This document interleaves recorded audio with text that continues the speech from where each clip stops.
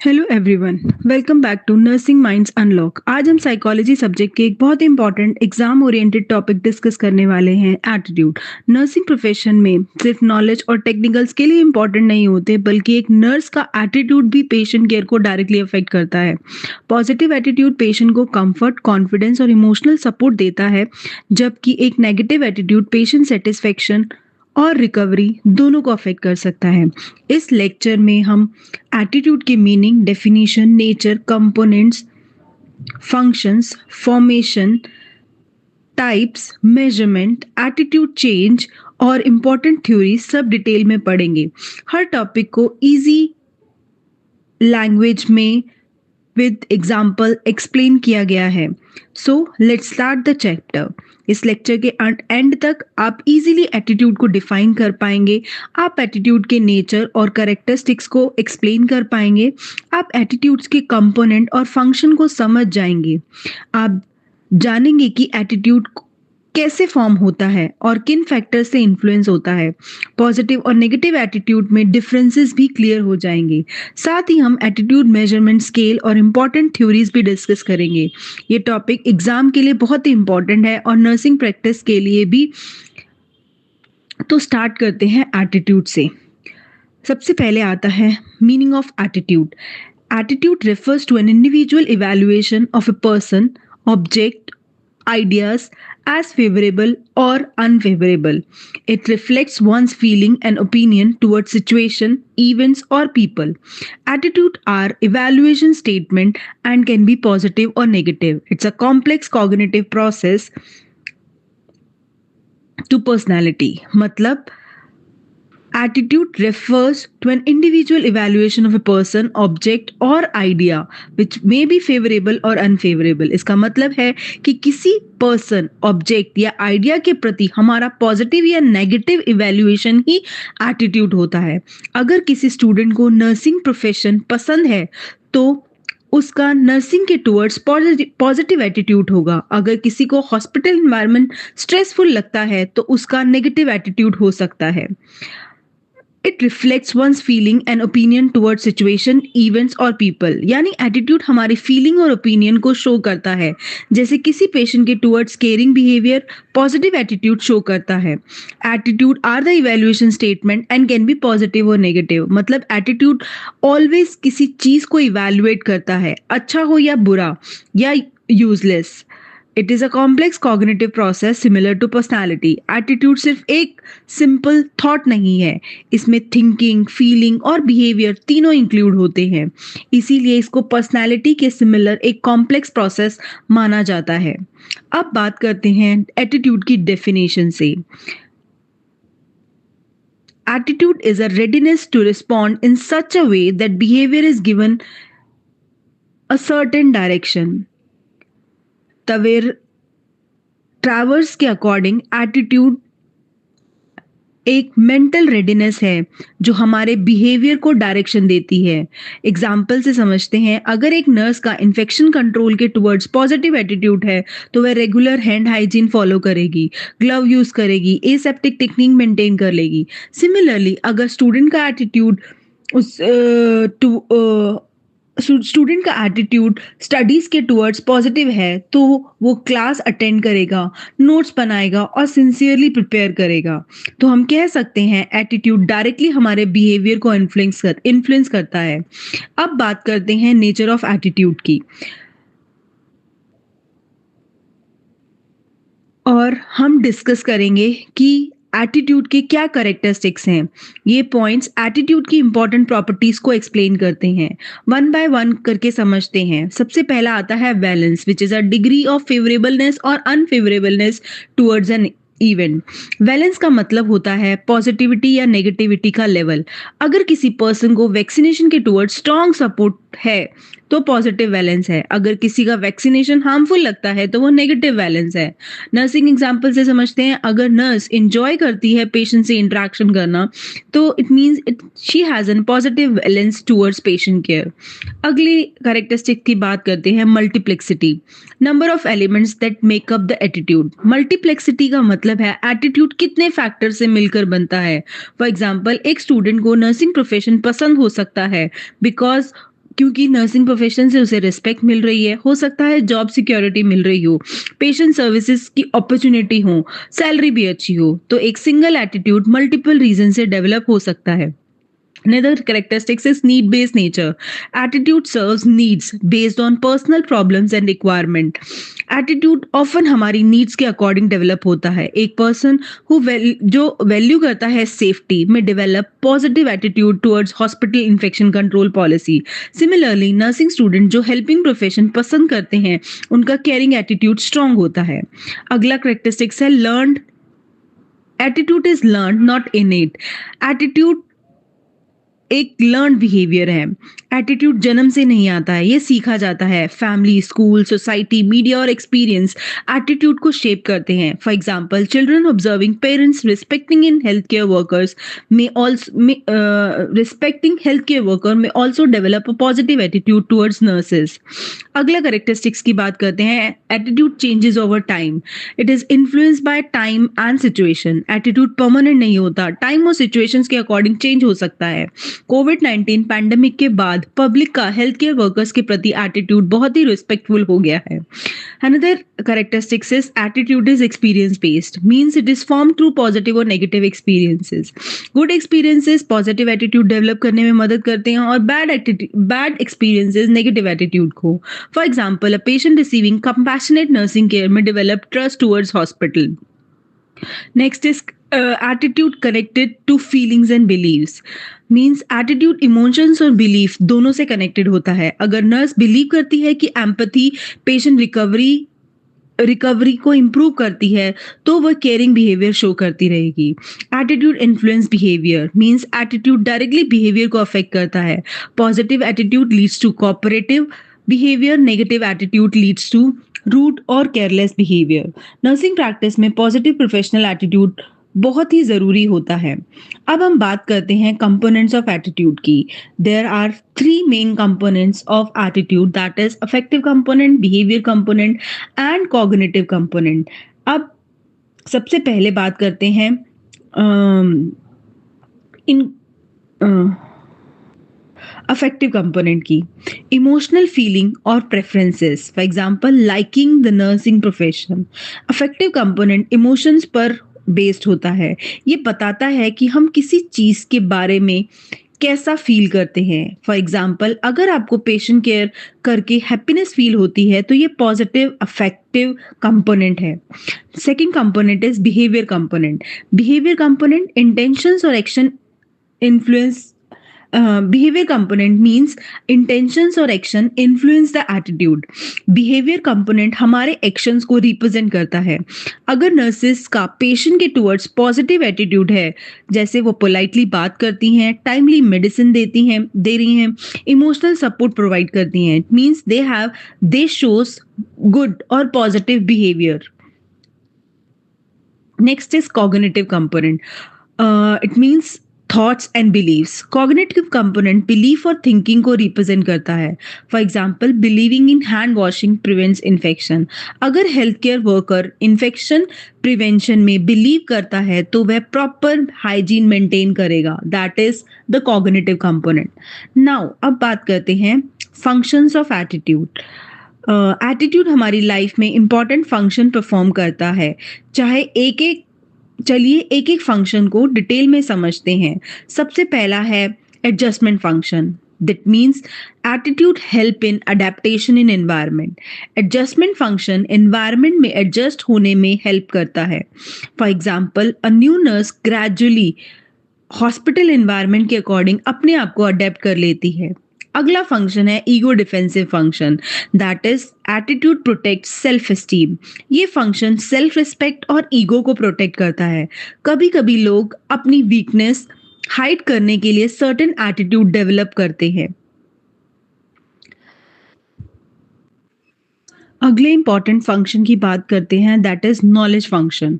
Attitude help in knowledge function provides attitude help to provide a framework for understanding and interpreting the world. That means knowledge function का मतलब है attitude हम हमें दुनिया को समझने और इंटरप्रेट करने में हेल्प करता है। हम डेली लाइफ में बहुत सारी इन्फॉर्मेशन रिसीव करते हैं। एटीट्यूड उस इन्फॉर्मेशन को ऑर्गेनाइज करने में हेल्प करता है। For example, a nurse who believe in evidence based practice will trust scientific research and updated guidelines. Similarly, अगर किसी पर्सन का हेल्दी लाइफस्टाइल के टुवर्ड्स पॉजिटिव एटीट्यूड है, तो वह हेल्थ रिलेटेड इन्फॉर्मेशन को सीरियसली लेगा। चलिए आगे बढ़ते हैं एक इम्पॉर्टेंट टॉपिक की तरफ, that is the formation of attitude. अब हम डिस्कस करेंगे एटीट्यूड कैसे डेवलप होता है। एटीट्यूड एक दिन में डेवलप नहीं हो पाता, ये ग्रेजुअली एक्सपीरियंस और सराउंडिंग के इन्फ्लुएंस से होता है। तो एक एक करके समझते हैं। Experience with object, that means personal experience with an object shapes the attitude. सबसे पहला फैक्टर है पर्सनल एक्सपीरियंस। अगर किसी पर्सन का किसी चीज के साथ पॉजिटिव एक्सपीरियंस होता है तो पॉजिटिव एटीट्यूड डेवलप होता है। नेगेटिव एक्सपीरियंस होता होने पर नेगेटिव एटीट्यूड डेवलप होता है। For example, patient who receive caring treatment from a nurse may develop positive attitude towards the hospital. लेकिन अगर पेशेंट को रूड बिहेवियर मिलेगा तो वो हॉस्पिटल से फियर डेवलप कर सकता है। Next is classical conditioning, means attitude forms through association of stimulus, that is classical conditioning में एक stimulus दूसरे stimulus से associate हो जाता है। मतलब for example, a child repeatedly seeing injections with pain may develop fear towards hospital, and if a patient associate nurse with a comfort and support, they develop positive attitude towards nursing staff। देखा आपने, इन दोनों example में देखा, अगर बच्चे को injection के साथ पेन एक्सपीरियंस होता है तो उसका इंजेक्शन के प्रति नेगेटिव एटीट्यूड डेवलप हो जाएगा। उसके उलट अगर पेशेंट को नर्स के साथ कंफर्ट या सपोर्ट मिलता है तो उसका नर्सिंग केयर के प्रति, हॉस्पिटल के प्रति पॉजिटिव एटीट्यूड डेवलप हो जाता है। अगला है operant conditioning, means behavior reinforced by rewards is repeated, that is operant conditioning reinforcement पर बेस्ड होती है। अगर किसी बिहेवियर को रिवॉर्ड मिलता है तो वह बिहेवियर रिपीट होता है। For example, a nursing student praise for compassionate patient care will continue showing caring behavior। Next is vicarious learning, observing others behavior and their outcome and influence attitude form can influence attitude formation, means learning by observing others। vicarious learning observation के through होती है। लोग दूसरों के behaviour देखकर attitude develop करते हैं। For example, junior nurses senior nurses को ऑब्जर्व करके प्रोफेशनल एटीट्यूड सीखती हैं। अगला आता है family and peer group, means parents and friend influence करते हैं एटीट्यूड फॉर्मेशन को। फैमिली और पीयर ग्रुप एटीट्यूड फॉर्मेशन में बहुत इंपॉर्टेंट रोल प्ले करता है। चिल्ड्रंस पेरेंट्स को ऑब्जर्व करके एटीट्यूड डेवलप करते हैं। फ्रेंड भी स्पेशली एडोलेसेंस में स्ट्रॉन्ग इन्फ्लुएंस फ्रेंड्स भी स्पेशली एडोलेसेंस पर एक स्ट्रॉन्ग इन्फ्लुएंस डालते हैं। एक एग्जाम्पल से समझते हैं, a student whose family respect health care worker may also develop positive professional attitude. अगला बात करते हैं नेबरहुड की। Neighbourhood means community influence attitude. Neighbourhood और कम्युनिटी एनवायरनमेंट भी एटीट्यूड को अफेक्ट करता है। स्कूल, रिलीजियस इंस्टीट्यूशंस और society value also help in developing attitude. Community awareness program can improve public attitude towards mental health. This is one of the example, means कई सारे community health programmes या community awareness programme लोगों के mental health या health के प्रति अच्छे attitude को डेवलप करने में मदद करते हैं। Next is economic status, means occupation and economic position also influence attitude. Economic condition भी एटीट्यूड को इन्फ्लुएंस करती हैं। एक एग्जांपल से समझते हैं, people from different socio economic background may have different attitude towards health care facility. मतलब अलग अलग सोशो इकोनॉमिक बैकग्राउंड के लोगों का अलग अलग एटीट्यूड होता है हेल्थ केयर फैसिलिटीज के प्रति।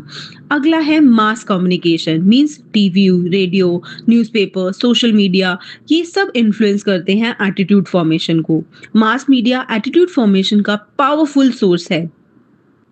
हेल्थ कैंपेन, टीवी और सोशल मीडिया के थ्रू पब्लिक एटीट्यूड चेंज हो सकता है।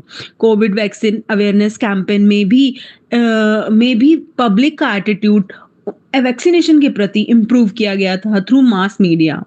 आगे हम बात करते हैं एक इम्पॉर्टेंट टॉपिक के बारे में, that is factor affecting the attitude.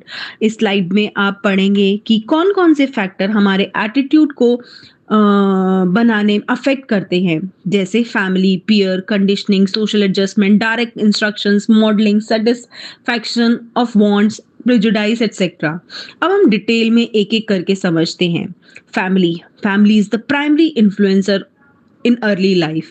Family first social institution होता है। पेरेंट्स की वैल्यू और बिहेवियर चिल्ड्रंस के एटीट्यूड को डीपली इन्फ्लुएंस करता है। अब बात करते हैं पीयर्स की। Friends influence attitudes during adolescence. Peer group specially teenagers और यंग एडल्ट्स पर स्ट्रॉन्ग इन्फ्लुएंस डालता है। स्टूडेंट ऑफन फ्रेंड्स के बिहेवियर ओपिनियन को अडॉप्ट करते हैं। अगला है conditioning. Repeated experiences shapes the attitude, means repeated exposure किसी चीज के टुवर्ड्स पॉजिटिव या नेगेटिव एटीट्यूड डेवलप करता है। For example, repeated appreciation for good communication develop confidence and positive attitude. Next is social adjustment function, means people adopt attitude to maintain harmony. लोग society में acceptance के लिए भी attitude adopt करते हैं। For example, nursing student में develop professional behaviour to fit hospital environment. मतलब nursing student एक प्रोफेशनल बिहेवियर अडॉप्ट करते हैं ताकि वे हॉस्पिटल एनवायरनमेंट में सूट कर सके। Next is direct instructions, means information हमारे एटीट्यूड को डायरेक्टली चेंज करने में मदद करती है।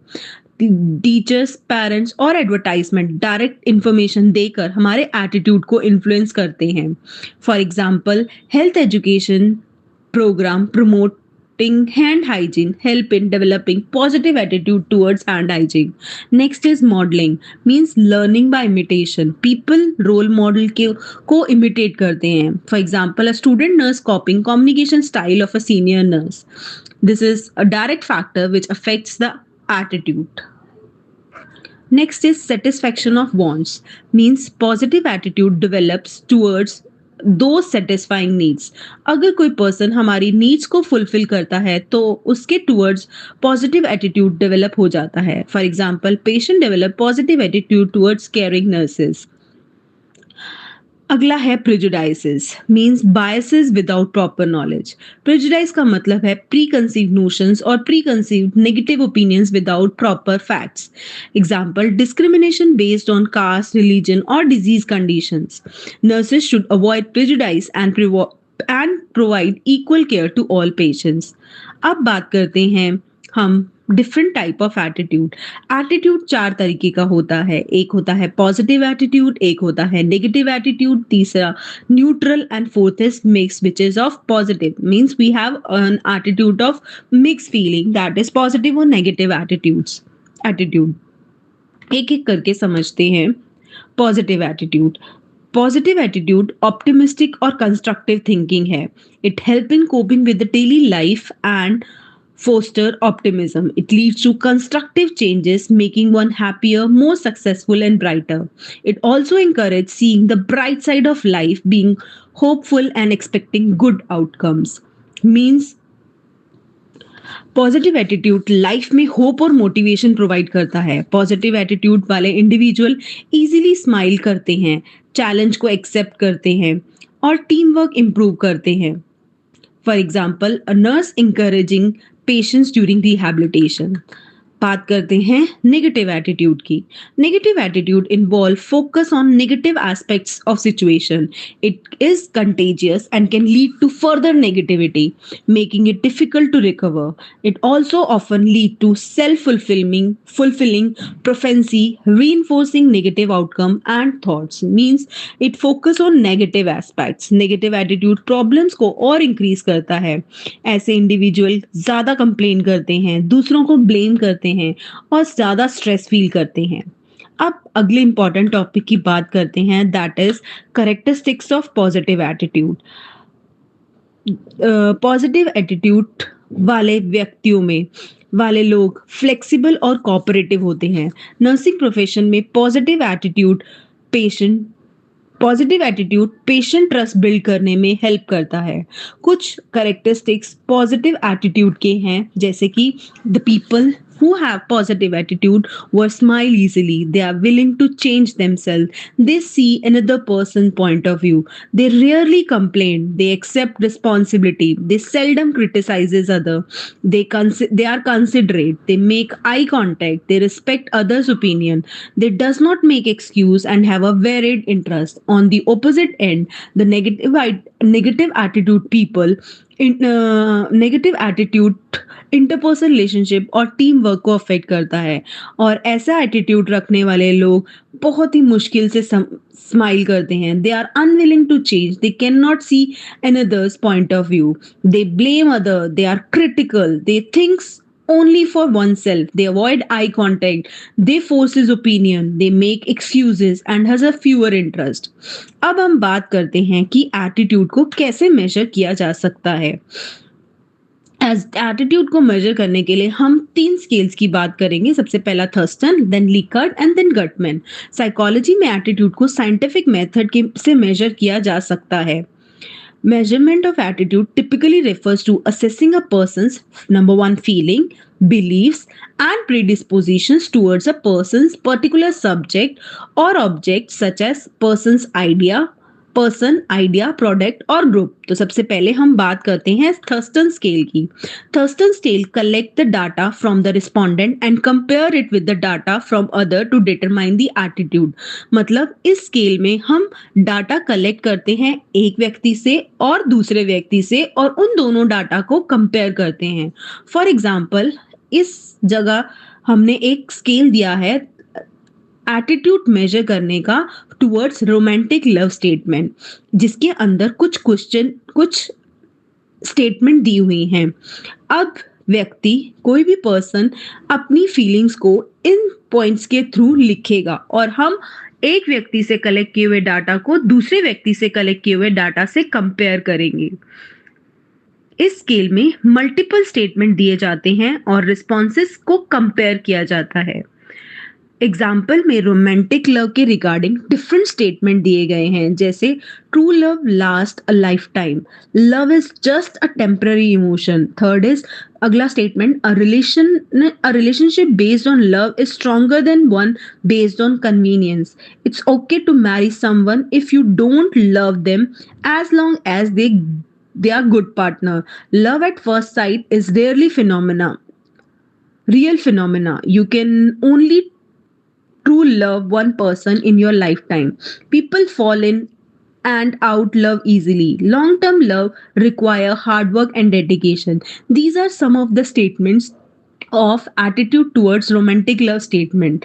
Now a person give answer to the statement and another person answer to the statement, and we compare both the results, both the answers.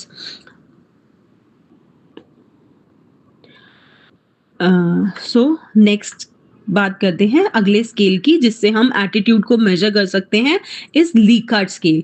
लीकार्ट scale commonly use scale है। Respondent अपना level of agreement select करता है। For example, किसी भी statement के लिए वो इन 5 statement, that is strongly approved, approved, undecided, disapprove और स्ट्रांगली अप्रूव्ड जैसी आंसर्स में से किसी एक को टिक करता है, क्लिक करता है। For example, attitude towards romantic love के लीकर्ट स्केल में हम पेशेंट को बोलेंगे कि वो इन स्टेटमेंट में कैसा फील करता है। वो इन स्टेटमेंट से स्ट्रांगली एग्री करता है, न्यूट्रल रहता है, या डिसएग्री करता है, या स्ट्रांगली डिसएग्री करता है। हॉस्पिटल फीडबैक फॉर्म भी और पेशेंट सेटिस्फैक्टरी सर्वे फॉर्म भी ज्यादातर लीकर्ट स्केल में ही यूज होते हैं। ये देखिए, इसका एक example, this is an attitude towards romantic love. This is an Likert scale in which a person has to choose the best. True love lasts a lifetime. If he strongly agree with the statement, then he tick this one. If he strongly disagree, then he tick this one. Now we go to the next slide and read out the third attitude assessment tool, that is Gutman scale. Gutman scale is statement arranged in an increasing order. Gutman scale commitment level को measure करता है. It is developed by Louis Guttman. It measures the degree of positive and negative attitude towards a specific object. For example, attitude towards romantic commitment. Respondent indicate agreement with the statement by making yes or no. For example, one of the statement is, I believe in going on dates with someone I like. In this, the participants say if he agree with the statement, he may say yes, and if he is disagree with the statement, he say no. Then, so in this type of scale, we give answer in the form of yes or no. अगर person high level statement agree करता है तो assume किया जाता है कि वो lower statement भी एग्री करता होगा. Now this is an example of attitude towards romantic commitment का Gutman scale, in which there are multiple statements and the respondent have to answer between yes and no. So आगे बढ़ते हैं. Role of attitude in health and sickness. सबसे पहले बात करते हैं positive attitude की. Positive attitude help or promote mental health and enhances longevity and improve quality of life. It reduces stress by eliminating negative self-talk and has a curative effect, especially in managing chronic diseases. मतलब positive attitude health outcomes को improve करता है. Patients with positive mindset treatment better follow करते हैं. Attitude also impact on illness. A patient with positive attitude towards illness can improve recovery. Nurses play a key role in promoting positive attitude, especially during rehabilitation. मतलब patient का illness के towards positive attitude recovery और recovery की speed को improve कर सकता है. अब हम आगे बढ़ते हैं और बात करते हैं कुछ और नर्सेस के रोल्स की. Understanding and encouraging positive attitude towards hospital staff and treatment means nurses patient को के इमोशनल सपोर्ट सिस्टम को नर्सेस पेशेंट के इमोशनल सपोर्ट सिस्टम का इम्पॉर्टेंट पार्ट होती हैं. वो इंकरेज करती हैं पॉजिटिव एटीट्यूड को डेवलप करने में. They also help in creating therapeutic environment. It also reshape the negative attitude. अब बात करते हैं एटीट्यूड चेंज कैसे होता है. एटीट्यूड चेंज होता है कई तरीके से. सबसे पहला है attitude can change through new information from other people and mass media. Attitude can change through new information, through direct experiences, through laws, through group influence. Attitude fix नहीं होता. Education और experience से change हो जाता है. Direct experience यानी कि daily के incident और personal experience भी हमारे attitude को change कर देते हैं. कई बार law और regulation भी हमारे एटीट्यूड को चेंज करते हैं. कई बार ग्रुप का भी इन्फ्लुएंस हमारे एटीट्यूड को डेवलप करने में और चेंज होने में एक इम्पॉर्टेंट रोल प्ले करता है. कई बार सिचुएशन और उनके आउटकम्स भी हमारे एटीट्यूड को चेंज कर देते हैं. अब हम बात करते हैं फैक्टर अफेक्टिंग एटीट्यूड चेंज. एक कार्ल होवलैंड मॉडल. कार्ल होवलैंड ने एक्सप्लेन किया था कि पर्सुएशन से एटीट्यूड को चेंज किया जा सकता है. उसने एक्सप्लेन किया कि पर्सुएशन से हम एटीट्यूड को कैसे चेंज कर सकते हैं. एक एक करके बात करते हैं कैसे पर्सुएशन हमारे एटीट्यूड को चेंज करता है. सबसे पहला फैक्टर आता है communicator. The person with strong opinion और belief about something means a health expert advocating for benefit of balance diet. Whenever a communicator gives or advice importance of balanced diet, then we change the attitude towards having a balanced diet. Then is communication, means इसका मतलब है communicator वो person होता है जो message deliver करता है।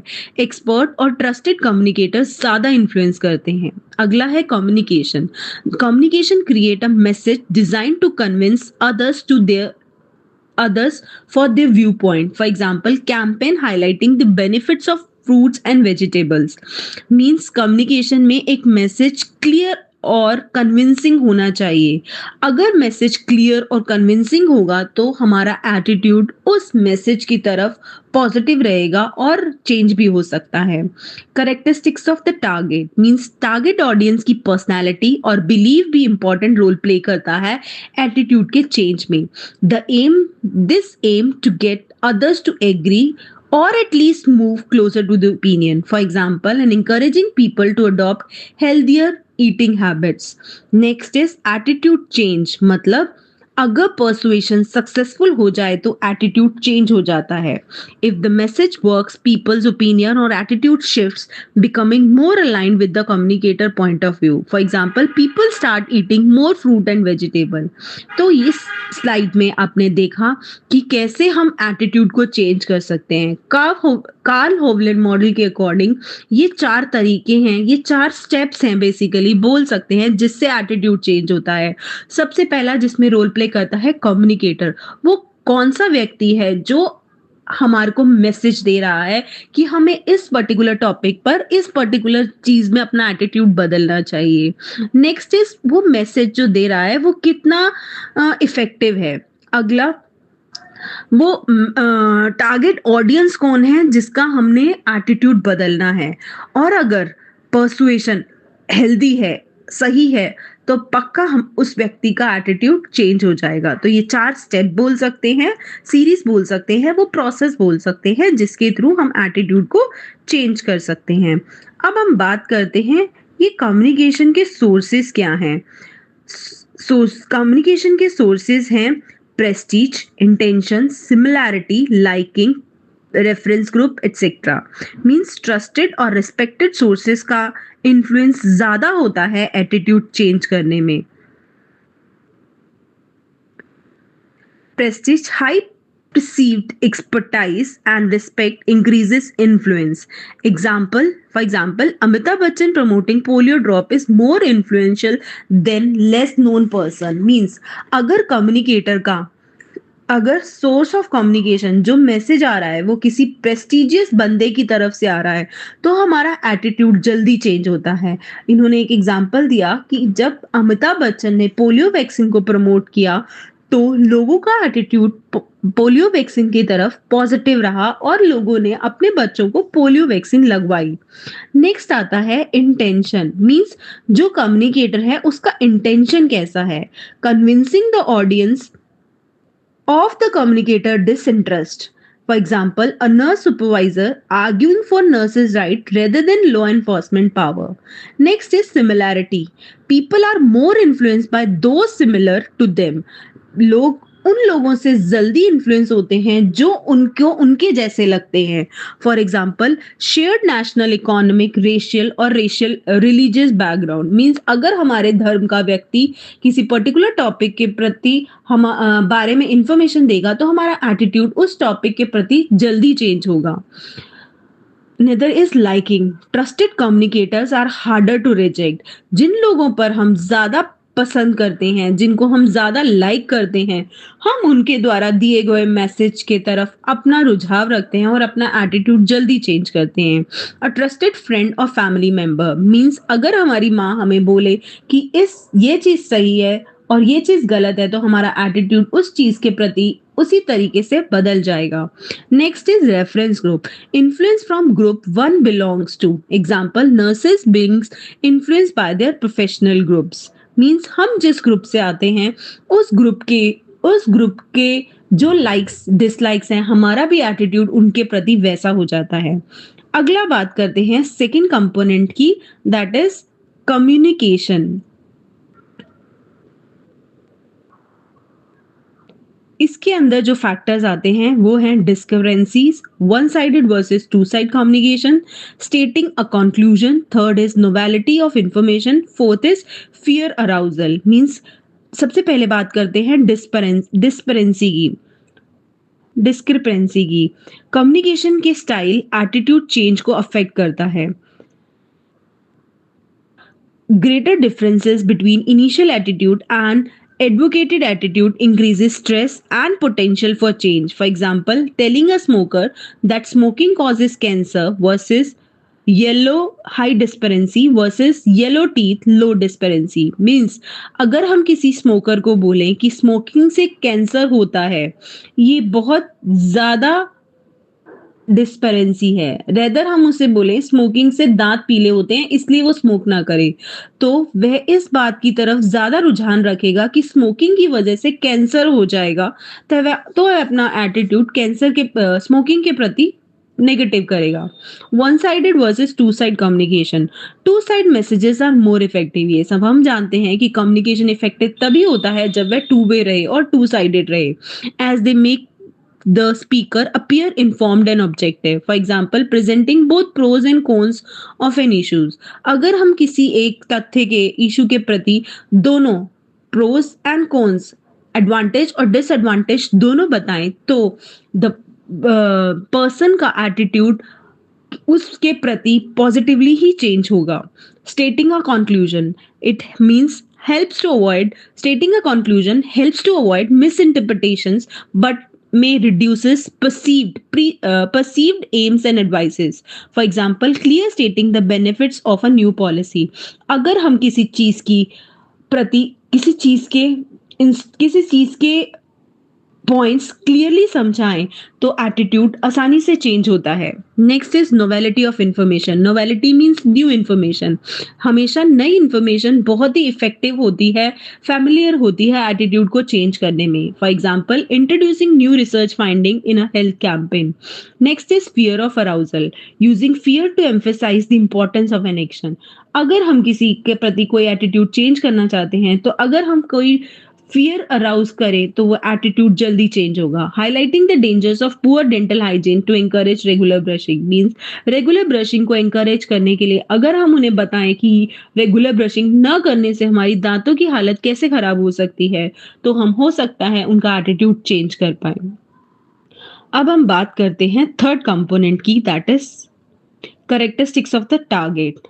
Strong belief वाले पीपल का एटीट्यूड चेंज करना डिफिकल्ट होता है, और जिनके बिलीफ सिस्टम थोड़े वीक होते हैं उनका एटीट्यूड चेंज करना आसान रहता है। तो हम यहाँ बात करते हैं थर्ड कंपोनेंट में टारगेट के कैरेक्टरिस्टिक्स की। Means first is commitment. Stronger commitment to initial attitude make a change harder. अगर हमारा कमिटमेंट उस चीज के प्रति स्ट्रांग है तो हमारा एटीट्यूड भी मुश्किल से चेंज होगा। A person deeply committed to a political belief is less likely to change their instances. Similarly, inoculation and support. Past experience and support system build resistance to change. हमारे past experience ही निर्धारित करते हैं कि हमारा attitude change होगा या नहीं होगा। Someone with strong past experiences supporting their attitude is less likely to change. Next is personal factors. Traits like self-esteem, sex differences, and defensive style influence attitude change. For example, individual with high self-esteem may be more resistant to change. जिन लोगों का self esteem बहुत ज्यादा होता है उनके attitude को change करना बहुत मुश्किल होता है। अगला स्टेप की हमने जो बात किया that is situational factor. Means environment और रिवॉर्ड्स भी एटीट्यूड चेंज को इन्फ्लुएंस करते हैं। सबसे पहला बात करते हैं डिस्ट्रैक्शन की। Excessive distraction reduces the effectiveness of persuasive message. For example, a noisy environment prevent the message from being heard, जिसकी वजह से हो सकता है जब हमें मैसेज ही सुनाई नहीं देगा तो हम एटीट्यूड कैसे चेंज करेंगे। Next is arousal of aggression. Annoying or frustrating experience can make punitive message more acceptance. मतलब people frustrated by traffic might support strict traffic laws.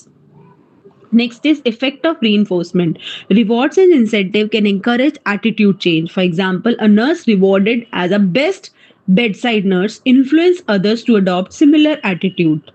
तो अब आगे बढ़ते हैं तो ये चारों जो स्टेप्स हमने देखे थे, that is source of communication, the communication, characteristics of the target and situational factor, ये कार्ल होवलैंड मॉडल के द्वारा बताए गए ऐसे फैक्टर हैं जिससे हम एटीट्यूड को चेंज कर सकते हैं।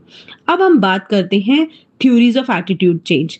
There are three theories of attitude change, that is balance theory, congruity theory and cognitive dissonance theory. एक एक करके बात करते हैं और डिटेल में समझते हैं कि तो हम एक एक करके थ्योरीज को समझते हैं। थ्योरी ऑफ एटीट्यूडनल चेंज, सबसे पहले बैलेंस थ्योरी जो हैदर ने 1946 में दी थी। According to this theory, people like harmony and consistency in their relationship and attitude. If our thoughts, feeling, and relationship match with each other, we feel mentally comfortable. If they do not match, we feel uncomfortable or stressed, and we try to change our attitude to restore the balance. इस theory का main idea था relationship positive sign represent करता है हमारी liking, agreement और friendship, और negative sign represent करता है डिसलाइक और डिसएग्रीमेंट। एक रिलेशनशिप बैलेंस तब होता है जब हम मेंटली कंफर्टेबल होते हैं, और इम्बैलेंस तब होता है जब हमारे अंदर टेंशन या डिस्कम्फर्ट हो। डिटेल में समझते हैं बैलेंस थ्योरी को, जो कि फिट्स हैदर ने 1946 में दी थी। ये थ्योरी एटीट्यूड और रिलेशनशिप को एक्सप्लेन करती है। हैदर के अकॉर्डिंग हर इंसान अपनी लाइफ में कंसिस्टेंसी और हार्मोनी चाहता है। मतलब हम चाहते हैं हमारे थॉट्स, फीलिंग और रिलेशनशिप एक दूसरे के साथ मैच करते रहें। अगर मिसमैच होता है तो हमें मेंटल डिस्कम्फर्ट या टेंशन फील होता है। कॉन्सेप्ट ऑफ कंसिस्टेंसी बताता है people prefer consistency in their attitude and relationship. हम नेचुरली स्टेबल और कंफर्टेबल रिलेशनशिप पसंद करते हैं। आपको अपनी बेस्ट फ्रेंड बहुत पसंद है, आपकी बेस्ट फ्रेंड को कोई मूवी का एक्टर बहुत पसंद है।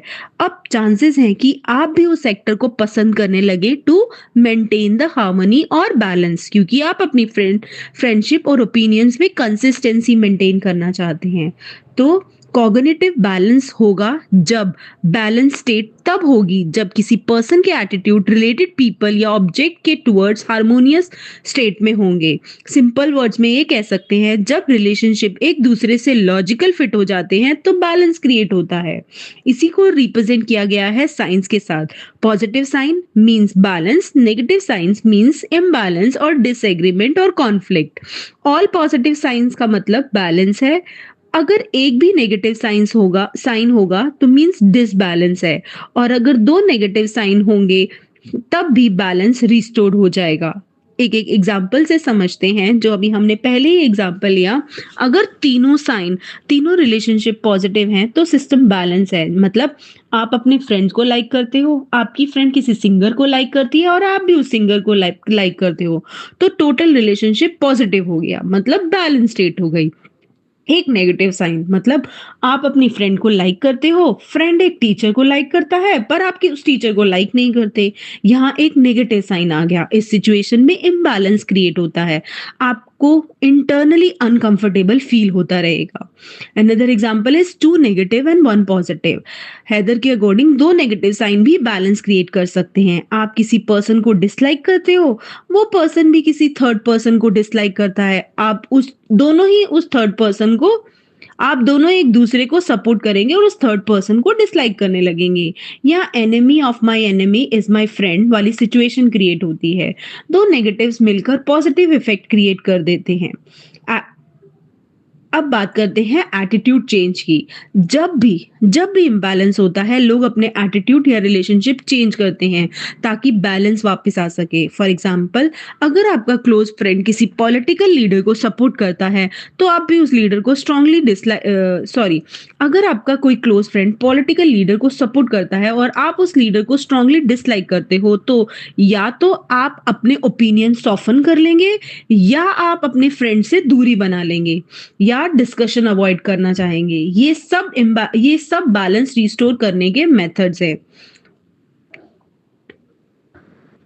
तो ओवरऑल बैलेंस थ्योरी हमें बताती है कि humans naturally psychologically balance maintain करना चाहते हैं।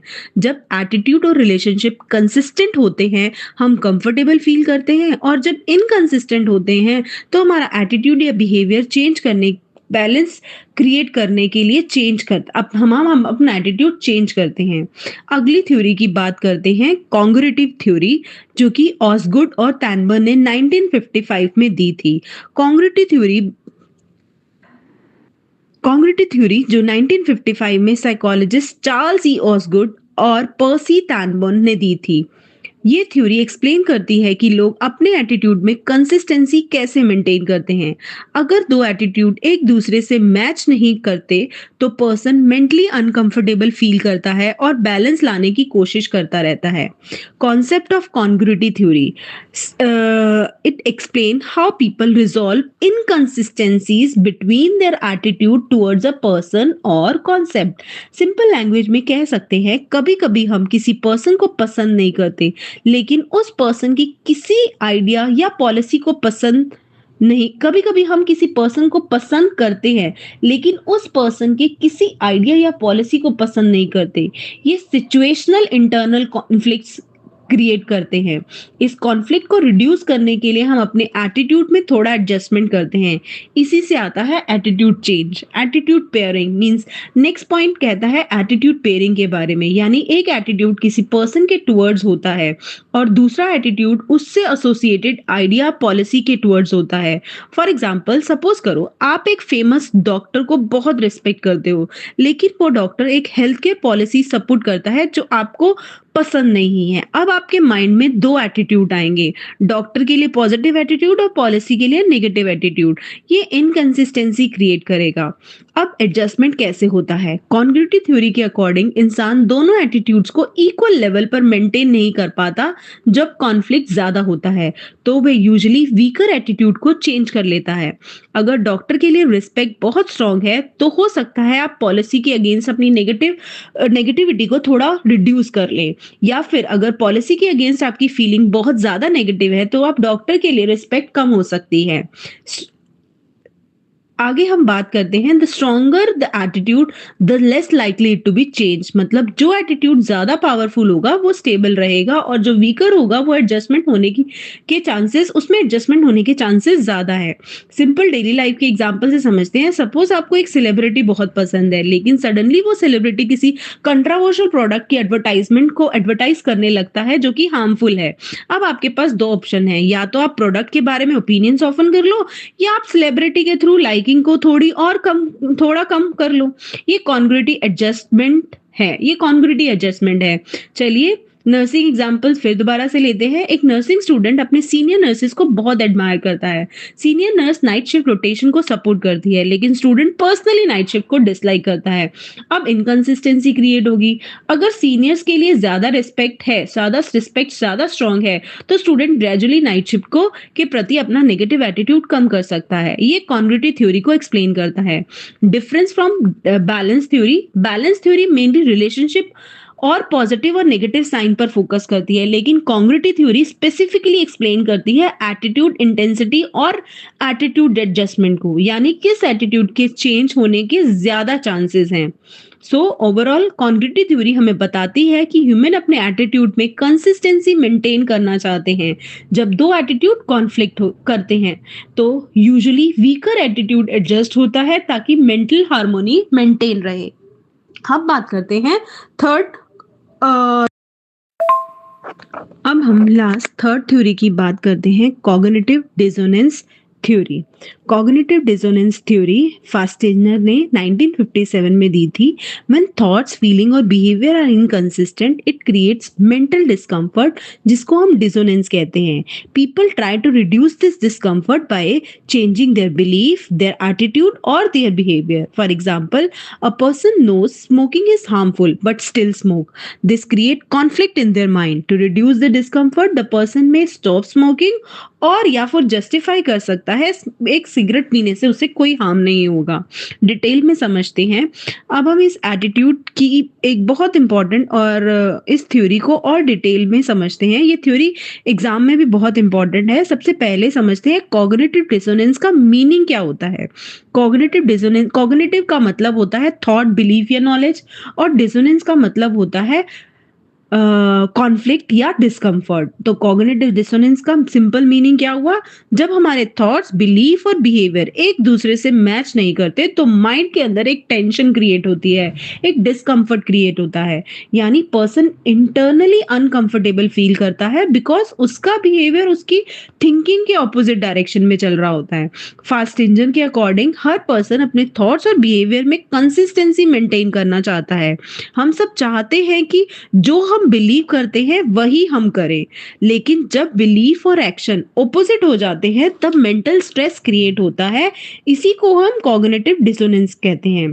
तो पहले हम स्लाइड में दिए हुए पहले पॉइंट्स को समझते हैं। व्हेन थॉट, फीलिंग और behaviour are inconsistent it create mental discomfort.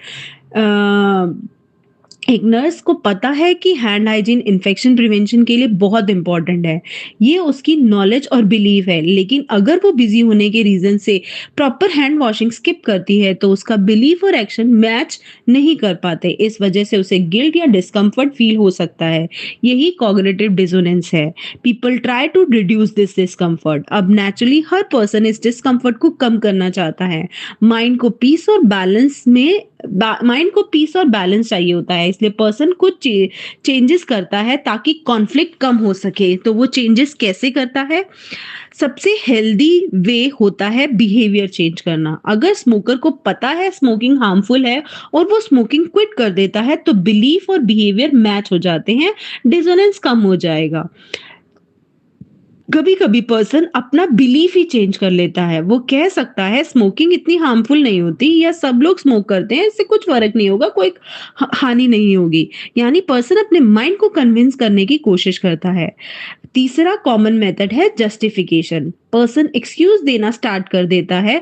सिर्फ एक सिगरेट से क्या होगा, स्ट्रेस कम करने के लिए जरूरी है, मेरे ग्रैंडफादर भी स्मोक करते थे और उनको कुछ नहीं फर्क। ये सब जस्टिफिकेशन डिसोनेंस रिड्यूस करने के अटेम्प्ट्स हैं। ए- एक पर्सन को पता है कि स्मोकिंग से लंग कैंसर है और हार्ट डिजीज का मेजर कॉज है। यानी उसका बिलीफ है स्मोकिंग हार्मफुल है, लेकिन वो फिर भी डेली स्मोक करता रहता है। अब उसका बिहेवियर और बिलीफ ऑपोजिट है। माइंड में कॉन्फ्लिक्ट क्रिएट होगा। पर्सन अनकंफर्टेबल फील करेगा। अब डिस्कंफर्ट रिड्यूस करने के लिए वो तीन चीजें करेगा, या तो स्मोकिंग किट, स्मोकिंग को जस्टिफाई, या अपना बिलीफ वीक करेगा। सपोज इसी को एक नर्सिंग एग्जांपल से समझते हैं। सपोज एक नर्सिंग स्टूडेंट पेशेंट को हेल्दी डाइट एडवाइस करता है, लेकिन खुद डेली जंक फूड खाता है और अनहेल्दी लाइफस्टाइल फॉलो करता है। अब उसकी नॉलेज और बिहेवियर में मिसमैच है। ये मिसमैच कॉग्निटिव डिसोनेंस क्रिएट करेगा। उस डिस्कम्फर्ट को रिड्यूस करने के लिए स्टूडेंट हेल्दी ईटिंग स्टार्ट कर सकता है, या एक्सक्यूजेस दे सकता है कि हॉस्टल लाइफ में हेल्दी फूड अवेलेबल नहीं है। ये हमारे behaviour cognitive dissonance theory real life में बहुत इंपॉर्टेंट है, क्योंकि ये हमारे बिहेवियर को एक्सप्लेन करती है, एटीट्यूड चेंज समझने में हेल्प करती है। काउंसलिंग और बिहेवियर मॉडिफिकेशन में भी इसका यूज होता है। So in simple word, cognitive dissonance theory के अकॉर्डिंग जब हमारे बिलीफ और एक्शन मैच नहीं कर पाते तो माइंड अनकंफर्टेबल फील करता है, और इस डिस्कम्फर्ट को रिड्यूस करने के लिए हम अपने बिहेवियर, एटीट्यूड और बिलीफ को चेंज करने की कोशिश करते हैं। सो फ्रेंड्स, मुझे लगता है कि आपको ये तीनों थ्योरीज अच्छे से समझ में आ गई होंगी। अगर आपको कुछ डाउट है तो आप कमेंट में लिखकर हमें बता सकते हैं, और अब हमें कमेंट में लिखकर ये भी बताइए कि ये टॉपिक आपको कैसा लगा। अगर अच्छा लगा तो लाइक, शेयर और सब्सक्राइब करें। Happy learning.